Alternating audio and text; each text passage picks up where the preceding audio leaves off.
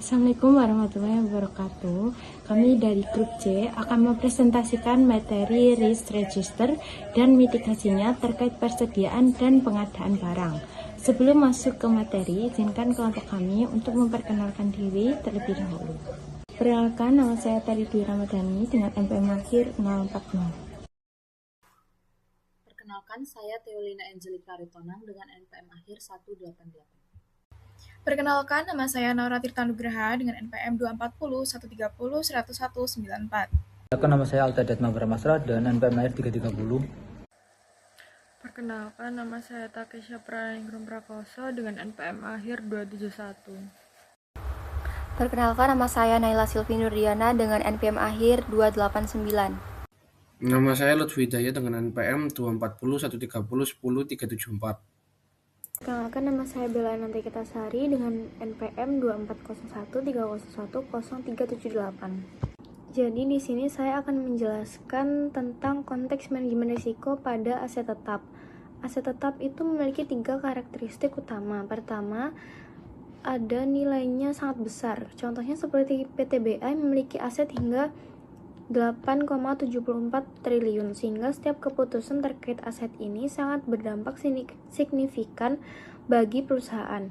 Kemudian yang kedua, ada aset tetap memiliki horizon waktu yang panjang. Artinya, keputusan yang diambil hari ini bisa mempengaruhi kinerja perusahaan hingga 20-30 tahun ke depan. Ketiga, sifatnya tidak liquid. Jadi ketika terjadi kesalahan dalam pengambilan keputusan, aset ini itu tidak bisa dengan mudah diperbaiki atau dijual kembali. Keputusan yang diambil cenderung bersifat irreversible. Selanjutnya, ada 3 fase dalam siklus hidup aset. Pertama, yaitu ada fase akuisisi, di mana risiko utamanya adalah kesalahan dalam keputusan strategis dan finansial. Kemudian ada fase penggunaan dan pencatatan yang berkaitan dengan risiko operasional seperti pemeliharaan dan efisiensi penggunaan aset. Kemudian yang terakhir itu ada fase penghapusan yang berhubungan dengan risiko kepatuhan dan sisa nilai aset di akhir masa manfaat. Jadi dari awal hingga akhir siklus hidupnya itu, aset tetap selalu memiliki risiko yang perlu dikelola dengan baik. Kemudian pada slide ini kita fokus pada risiko inherent dalam akuisisi aset. Nah, fase capital budgeting merupakan titik paling krusial karena disinilah keputusan awal investasi dibuat. Risiko pertama itu ada risiko estimasi dan peramalan. Proyeksi arus kas seringkali tidak pasti dan adanya optimisme agar bisa membuat proyek terlihat lebih layak dari kondisi yang sebenarnya. Kemudian ada risiko kedua, ada alokasi modal yang tidak efisien. Ini bisa terjadi ketika perusahaan itu memilih proyek dengan return yang lebih rendah karena proses evaluasinya yang tidak standar atau adanya pengaruh internal. Kemudian yang ketiga itu ada risiko teknologi dan keuangan. Aset yang dibeli ini bisa menjadi usang lebih cepat dari perkiraannya, terutama akibat inovasi yang berkembang sangat cepat. Dan yang terakhir ada risiko dalam penyelesaian proyek. Untuk aset yang dibangun sendiri, sering terjadi pembengkakan biaya dan keterlambatan jadwal, yang pada akhirnya menurunkan profitabilitas perusahaan. Jadi, dapat disimpulkan bahwa kesalahan dalam tahap awal ini dapat berdampak besar terhadap kinerja jangka panjang perusahaan. Lalu, di sini ada risiko penilaian dan depresiasi yang tidak tepat. Setelah aset tetap digunakan, muncul risiko pelaporan keuangan yang bisa mempengaruhi laba dan posisi keuangan karena banyak melibatkan estimasi manajemen. Yang pertama ada risiko kebijakan depresiasi tidak tepat, yaitu estimasi masa manfaat nilai residu bersifat subjektif. Jika dibuat terlalu tinggi, beban depresiasi jadi kecil dan laba tampak lebih besar dari yang sebenarnya. Lalu ada risiko tidak mengakui penurunan nilai, yaitu jika aset mengalami penurunan nilai tapi tidak dicatat, maka aset dan laba akan dilaporkan terlalu tinggi. Lalu ada risiko kesalahan kapitalis biaya, yaitu biaya pemeliharaan bisa disengaja dikapitalisasi agar tidak langsung membebani laba padahal seharusnya diakui sebagai beban. Lalu ada risiko kehilangan atau kerusakan fisik. Aset tetap memiliki risiko utama berupa kehilangan atau kerusakan fisik yang dapat mengganggu operasional dan menimbulkan kerugian besar. Risiko ini dapat berasal dari bencana alam seperti gempa atau banjir, kegagalan operasional, dan kecelakaan akibat kesalahan manusia atau kerusakan mesin, serta tindakan yang disengaja seperti pencurian, vandalisme, atau sabotase. Selain itu, terdapat resiko ghost asset, yaitu aset yang masih tercatat tetapi fisik sudah tidak ada, sehingga menyebabkan nilai aset itu menjadi terlalu tinggi dan menunjukkan lemahnya pengendalian internal. Oleh karena itu, pengelolaan risiko dilakukan melalui pengendalian preventif, detektif, dan perlindungan melalui asuransi. Pengendalian penanganan risiko pada aset tetap itu menekankan pentingnya sistem yang kuat dan menyeluruh sepanjang siklus hidup aset, mulai dari tahap perencanaan hingga penggunaan. Karena aset tetap itu memiliki nilai material yang besar dan umur ekonomis yang panjang. Pengendalian harus dilakukan secara berlapis melalui perencanaan yang matang, otorisasi formal, serta perlindungan fisik dan finansial untuk meminimalkan berbagai risiko yang mungkin terjadi. Tahap awal pengendalian itu dimulai dari perencanaan dan anggaran belanja modal atau capital budgeting. Yang ketat, proses ini tuh bertujuan memastikan bahwa setiap investasi yang dilakukan itu selaras dengan strategi perusahaan serta menghindari alokasi sumber daya yang tidak efisien. Pada tahap ini, prosedur otorisasi pembelian aset itu menjadi pengendalian preventif utama untuk memastikan bahwasanya setiap pengeluaran modal telah melalui evaluasi yang komprehensif sebelum disetujui. Nah, prosedur otorisasi pembelian aset umumnya dilakukan secara bertingkat sesuai dengan nilai investasi, di mana semakin besar nilai proyek, maka semakin tinggi tingkat persetujuan yang dibutuhkan, mulai dari manajer hingga dewan direksi. Peningkatan ini memastikan adanya pengawasan yang proporsional dan mengurangi risiko pengambilan keputusan yang tidak tepat atau sepihak dalam investasi berskala besar. Setiap proposal investasi harus didukung oleh studi kelayakan yang mencakup justifikasi strategis, analisis teknis, analisis finansial seperti NPV, IRR, dan payback period, serta analisis risiko. Selain itu, evaluasi pasca investasi itu juga dilakukan untuk membandingkan kinerja aktual dengan rencana awal, sehingga perusahaan itu dapat belajar dari pengalaman dan meningkatkan kualitas pengambilan keputusan di masa depan. Nah, setelah aset diperoleh, pengendalian itu berfokus pada pengamanan aset baik secara fisik maupun finansial. Pengamanan fisik itu bertujuan untuk melindungi aset dari kerusakan, pencurian, atau akses yang tidak sah. Sedangkan pengamanan finansial itu dilakukan melalui asuransi sebagai bentuk transfer risiko untuk meminimalkan dampak kerugian. Kombinasi antara perencanaan yang disiplin, otorisasi yang ketat, dan pengamanan yang memadai membentuk kerangka pengendalian yang komprehensif guna menjaga nilai investasi serta mendukung efisiensi operasional dan keberlanjutan perusahaan. Lalu yang selanjutnya adalah pengamanan fisik aset atau penjagaan dan asuransi. Jadi setelah aset tetap diperoleh, maka perusahaan wajib menerapkan pengendalian untuk melindunginya dari ancaman fisik seperti pencurian, kerusakan, ataupun penyalahgunaan. Jadi pengamanan ini merupakan kombinasi dari tindakan pencegahan atau preventif dan strategi pengalihan risiko atau asuransi. Tahapan yang pertama adalah dengan pengamanan fisik atau penjagaan. Jadi tingkat pengamanan ini diberikan harus banding dengan nilai dan tingkat kerentanan aset tersebut.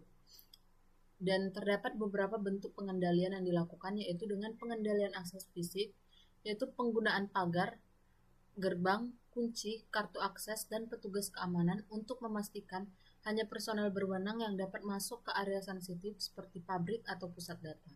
Lalu ada sistem pengawasan, yaitu dengan pemasangan CCTV di titik-titik kritis sebagai pemantauan sekaligus penangkal tindakan kejahatan. Lalu ada dengan penandaan aset atau asset tagging, yaitu dengan memberikan label identitas unik atau barcode pada setiap aset untuk memudahkan pelacakan akuntansi dan mempersulit penjualan kembali barang curian. Lalu Yang selanjutnya adalah perlindungan lingkungan, yaitu dengan sistem deteksi kebakaran seperti sprinkler dan drainase anti banjir dan struktur tahan gempa untuk melindungi aset dari bencana alam atau kecelakaan lingkungan. Lalu, tahapan yang terakhir adalah dengan pemeliharaan preventif, yaitu dengan melakukan program perawatan rutin untuk mencegah kerusakan aset akibat keausan atau kelalaian. Lalu yang selanjutnya adalah asuransi atau transfer risiko. Jadi karena tidak semua risiko itu bisa dihilangkan, terutama untuk risiko yang disebabkan oleh bencana besar, maka asuransi berfungsi sebagai mekanisme untuk memitigasi dampak finansial. Jadi perusahaan itu perlu memiliki asuransi properti untuk kebakaran, banjir, dan lain-lain, dan asuransi kerusakan mesin atau machinery breakdown bagi perusahaan manufaktur. Fungsinya adalah tidak untuk mengembalikan operasional yang hilang, namun menyediakan dana untuk membangun kembali atau mengganti aset yang rusak demi kelangsungan hidup perusahaan. Lalu yang selanjutnya adalah perencanaan dan anggaran belanja modal. Jadi perencanaan dan anggaran belanja modal atau capital budgeting ini adalah proses strategis untuk mengelola investasi jangka panjang pada aset tetap agar sumber daya finansial yang terbatas dapat dialokasikan ke proyek yang menciptakan nilai terbesar. Jadi terdapat beberapa tahapan proses anggaran, yaitu dengan usulan proyek. Jadi setiap departemen ini dapat mengajukan proyek yang dibutuhkan seperti penggantian aset, ekspansi, atau inisiatif baru, lengkap dengan justifikasi kelayakan yang kuat. Lalu dengan melakukan evaluasi dan peringkat. Jadi komite investasi mengevaluasi proposal berdasarkan metrik keuangan seperti NPV atau Net Present Value atau IRR atau Internal Rate of Return serta keselarasan dengan strategi perusahaan. Lalu yang ketiga adalah dengan prioritas. Karena permintaan anggaran biasanya melebihi dana yang tersedia, maka manajemen dipaksa untuk memilih proyek yang paling menjanjikan. Lalu yang keempat atau yang terakhir itu adalah otorisasi dan pengawasan. Jadi hasil akhirnya adalah anggaran tahunan yang disetujui. Jadi setiap pengeluaran itu harus sesuai dengan item anggaran dan jika terjadi kelebihan atau budget overrun, maka harus melalui proses persetujuan yang ketat. Jadi manfaat pengendalian ini adalah untuk memastikan alokasi modal berbasis data dan rasional, mencegah pengeluaran impulsif atau yang tidak perlu, memfasilitasi koordinasi antar departemen, dan menyediakan dasar penilaian kinerja pelaksanaan proyek. Saya akan menjelaskan tentang risk register Ada akuisisi dan penilaian aset tetap. Risk register untuk aset tetap akan berfokus pada risiko-risiko yang memiliki dampak finansial jangka panjang yang signifikan. Fase akuisisi dan penilaian yaitu satu, risiko pembelian di atas harga pasar, yang kedua, risiko kesalahan klasifikasi aset, dan yang terakhir, risiko kegagalan penyataan penurunan nilai. Ada cara mengidentifikasi risiko yaitu contoh deskripsi risiko dengan sebab proses pengadaan yang tidak transparan, kurangnya analisis harga, pembanding yang independen. Dampaknya yang menanggapi kerugian finansial langsung menurun NPV proyek dan basis biaya yang digelembungkan untuk depresiasi di masa depan. Dokumentasi risiko ini mencoroti bagaimana kelemahan dalam proses pengadaan dapat secara langsung menyebabkan kerugian finansial. Ada identifikasi risiko kesalahan klasifikasi aset, yaitu sebabnya kurangnya pemahaman staf mengenai kebijakan kapitalisasi atau adanya tekanan untuk memenuhi target laba. Dampaknya yang mengakibatkan laba dan aset dijadikan selalu tinggi pada pihak periode berjalan serta potensi koreksi audit pengejan kembali lapangan keuangan di atas di masa depan. Entry ini menunjukkan bagaimana risiko akuntansi yang teknis dapat memiliki dampak yang signifikan terhadap integritas laporan keuangan. Baik, selanjutnya saya akan menjelaskan mengenai resiko impairment yang tidak dicatat. Nah, risiko ini itu muncul ketika perusahaan tidak mengakui penurunan nilai aset secara tepat waktu, padahal nilai aset tersebut itu sebenarnya udah menurun, misalnya karena kerusakan, perkembangan teknologi, atau permintaan pasar. Nah, jika kondisi ini tidak dicatat, maka nilai aset dalam laporan keuangan itu akan terlihat selalu tinggi. Nah, selain itu, laba perusahaan juga tampak lebih besar dari kondisi yang sebenarnya, sehingga dapat menyebabkan investor itu bisa salah dalam menilai kondisi perusahaan. Nah, adapun penyebab utama dari risiko ini antara lain karena manajemen itu cenderung menunda pengakuan kerugian, kurangnya pemantauan indikator penurunan nilai, serta proses pengujian impairment yang tidak memadai. Nah, dampaknya laporan keuangan itu jadi tidak andal dan berpotensi menyesatkan, sehingga meningkatkan resiko kesalahan dalam mengambil keputusan oleh investor maupun pemangku kepentingan lainnya.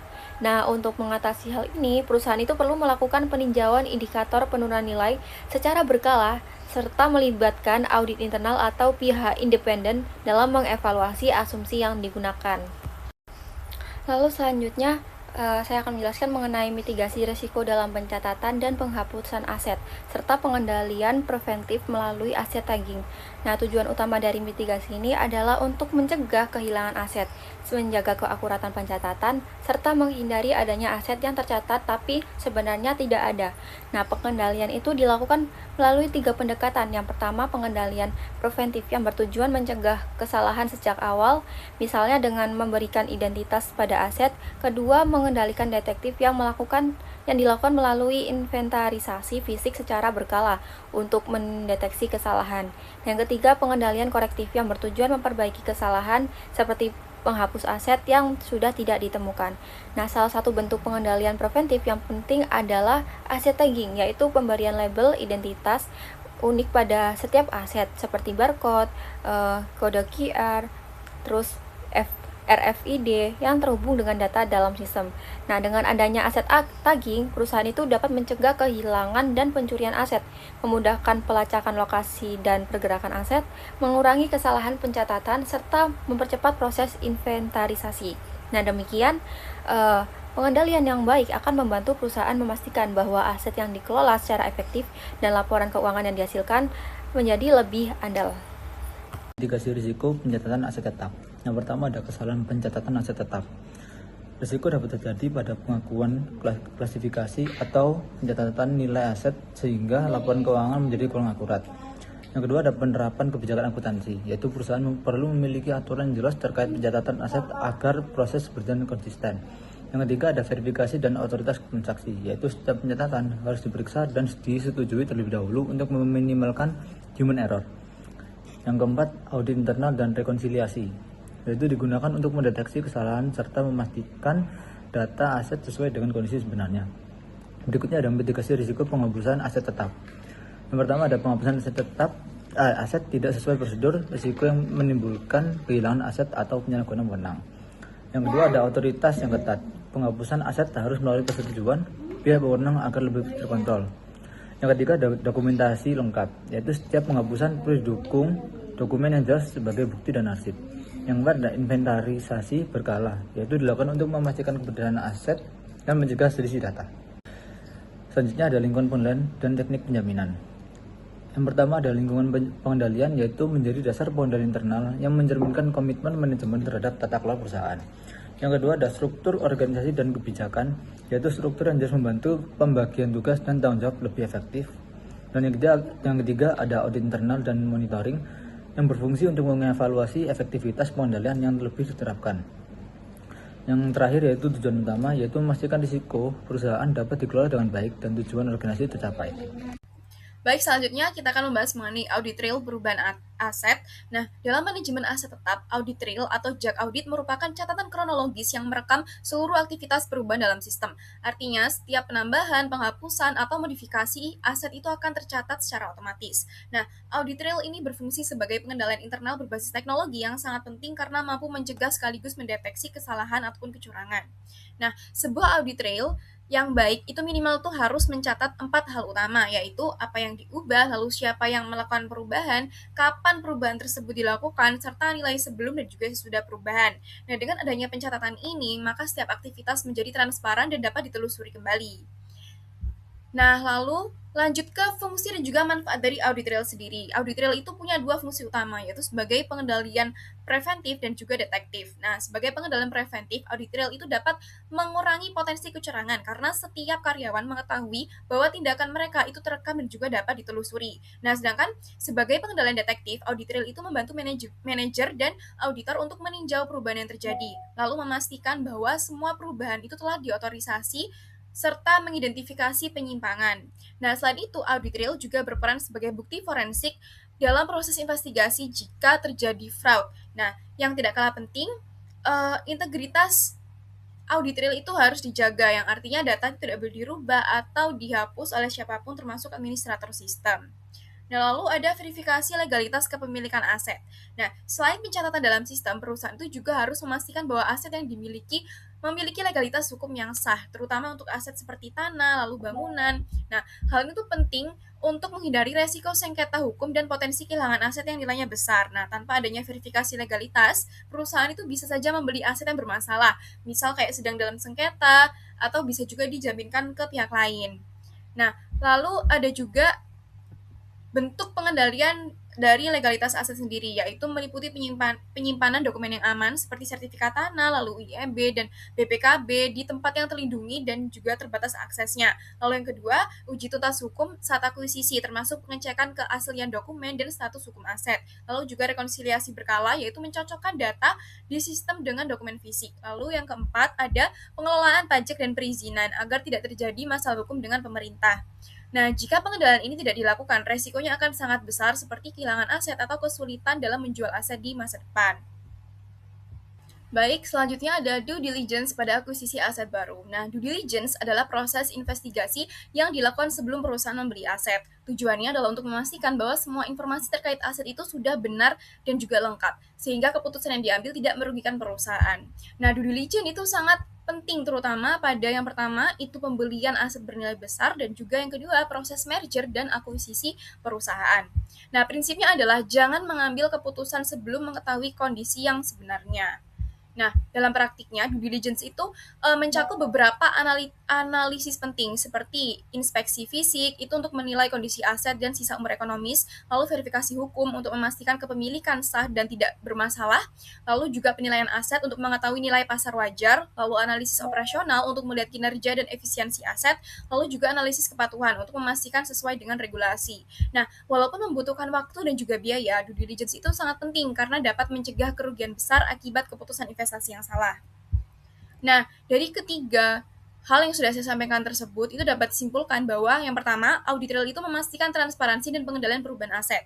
Lalu verifikasi legalitas itu melindungi perusahaan dari risiko hukum. Dan yang terakhir ada due diligence, yaitu membantu perusahaan mengambil keputusan investasi yang tepat. Nah, ketiganya itu merupakan bagian penting dari pengendalian internal dan manajemen risiko aset tetap yang efektif. Sekian presentasi dari kelompok kami, kurang lebihnya mohon maaf. Wassalamualaikum warahmatullahi wabarakatuh.